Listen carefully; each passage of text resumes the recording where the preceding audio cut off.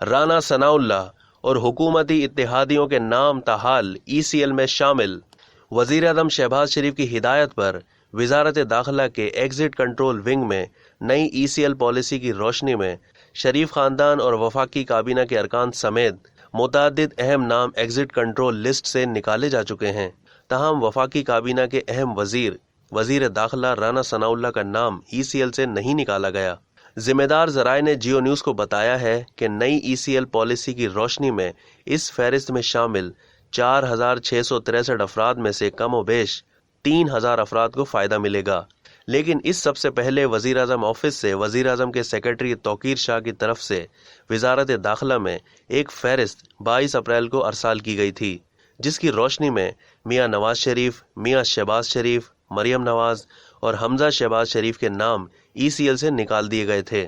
इसी तरह सुलेमान शहबाज और उनके अहले खाना को भी ECL से निकाल दिया गया था, जबकि वज़ीर आज़म शहबाज शरीफ के साथ नैब और FIA के शरीक मुल्जिमान अहद चीमा और मकसूद नामी शख्स के नाम भी ECL से निकाल दिए गए थे।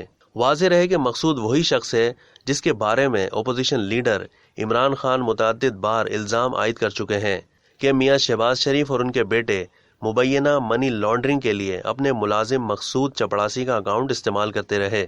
यहाँ ये बात भी काबिल जिक्र है कि मकसूद नामी ये शख्स कमो बेश 3 साल से मुल्क से फरार हो चुका है।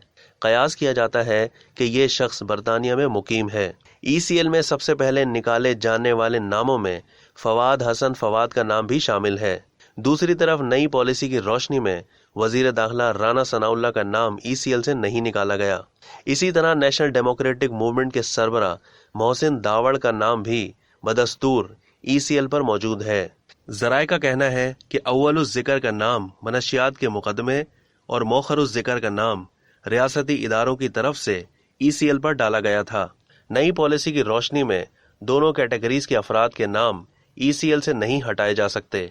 अब तक के लिए इतना ही। मजीद मालूमात के लिए डेली जंग के YouTube चैनल को सब्सक्राइब करना ना भूलिए और फेसबुक के पेज को भी लाइक करना ना भूलिए।